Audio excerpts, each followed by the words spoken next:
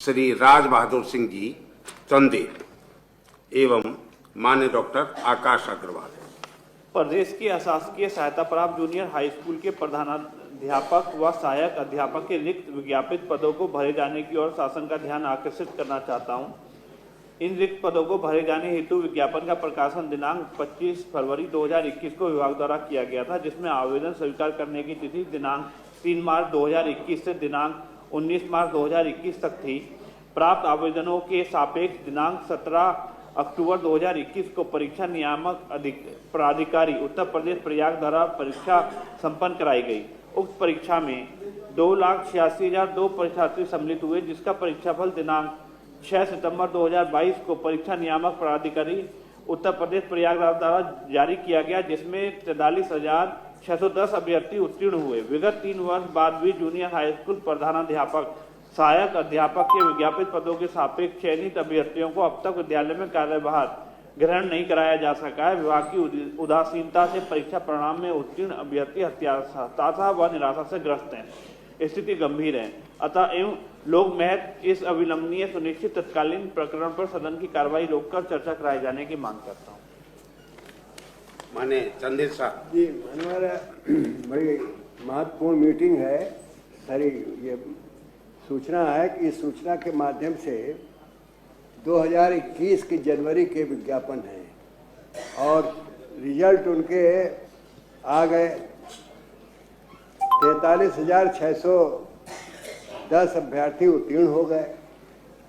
उत्तीर्ण होने के बाद भी अब करीब 1.5 वर्ष हो गया और अब तक इनका पोस्टिंग इनकी नहीं हो रही है।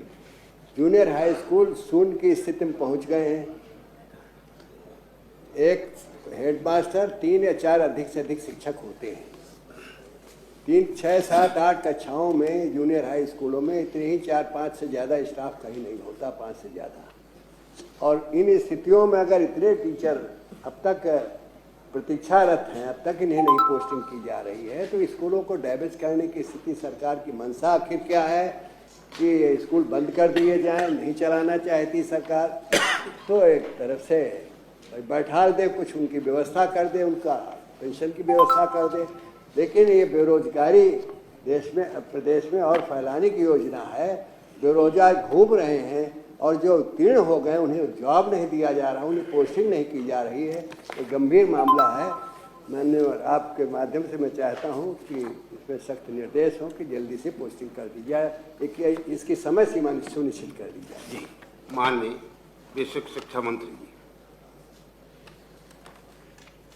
माननीय अधिष्ठाता महोदय, माननीय सदस्य, जूनियर एडेड भर्ती से संबंधित जो उन्होंने प्रश्न उठाया, इस भर्ती के संबंध में मुझे आपको अवगत कराना है कि आपके माध्यम से सदन को अवगत कराना है। जूनियर एडेड भर्ती के संबंध में जो रिजल्ट है, इसको हम लोगों ने बना करके जब इस रिजल्ट को जारी किया तो इस रिजल्ट के ऊपर दिनांक 1/12/22 को कोर्ट के द्वारा स्टे लगा दिया गया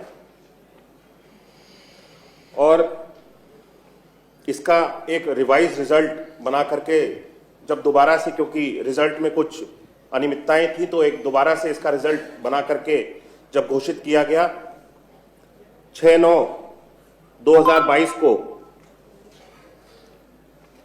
इसका रिजल्ट घोषित किया गया था और उसके बाद में इस पे स्टे लगा दिया गया और वर्तमान में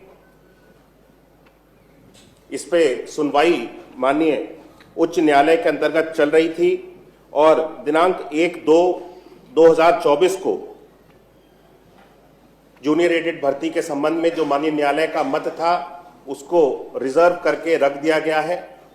माननीय न्यायालय द्वारा जो भी दिशा निर्देश इस संबंध में हमको प्राप्त होंगे उसको मानते हुए, उसका पालन करते हुए हम सब लोग कार्रवाई को आगे बढ़ाएंगे। जी, जितनी भी नियुक्तियां निकलती हैं, चाहे 69,000 हो, चाहे ये वाली नियुक्तियां हों, उन सब में कुछ ना कुछ अनियमितताएं अधिकारियों के द्वारा या सरकार जिसके भी द्वारा कर दी जाती हैं और वो कोर्ट से स्टे मिल जाता है।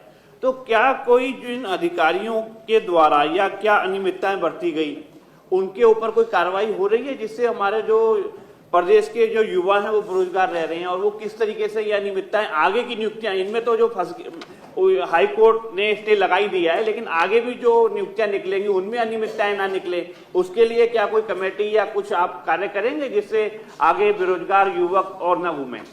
नहीं, हाई कोर्ट ने आदेश दे दिया है और मंत्री उसको जी ने सुरक्षित कर लिया है, यही तो कह रहे हैं माननीय मंत्री जी। मंत्री जी ने कहा है कुछ अनियमितताएं थी, उस वजह से स्टे लगा। जो 69,000 इससे पूर्व भी उसी नियुक्तियों से संबंधित है, 69,000 जो हमारे शिक्षकों की नियुक्तियां थी उसमें भी रिजर्वेशन का पालन नहीं किया गया था, आरक्षण का कुछ चीजें उसमें छोड़ दी गई थी आरक्षण से संबंधित। तो ऐसी अनियमितताएं यहाँ पर भी, अब क्या अनियमितताएं ये तो मुझे पता नहीं है। तो अनियमितताएं तो सरकार की लापरवाही के कारण हो रही है, जिसकी वजह से जो चंदेल युवा साहब है कुछ कहना चाह रहे थे, बेरोजगार है। माने चंदेल साहब आप कुछ मैं कहना मानवर यही कहना चाहता हूँ कि यदि अनियमितता यही होगा कि आरक्षण का पालन कुछ नहीं हुआ कहीं किसी तरह, तो कुछ ऐसी भी स्थिति हो सकती है कि कोई कुछ वर्ग विशेष कोई छोड़ दिया गया हो, तो कुछ पद तो ऐसे सुरक्षित कर लिए जाएं। लेकिन विद्यालय का पूरा प्रदेश का पठन पाठन बंद होने की तरफ भी तो सरकार का ध्यान जाना चाहिए कि कौन सा विकल्प इसका निकाला जाए। एक व्यक्ति, किसी वंचित होने वाला व्यक्ति अगर स्टे लेता है तो सारी नियुक्तियां रोक दी गई और सारी शिक्षा जूनियर स्तर की प्रभावित हो रही है और स्कूल पठन पाठन में बिल्कुल बंद हो गए हैं। कहीं कहीं तो वही मानदेय पर 2-2, 4-4 हजार रुपये में लोग काम कर रहे हैं और स्कूल ध्वस्त हो रहे हैं। माननीय मंत्री जी।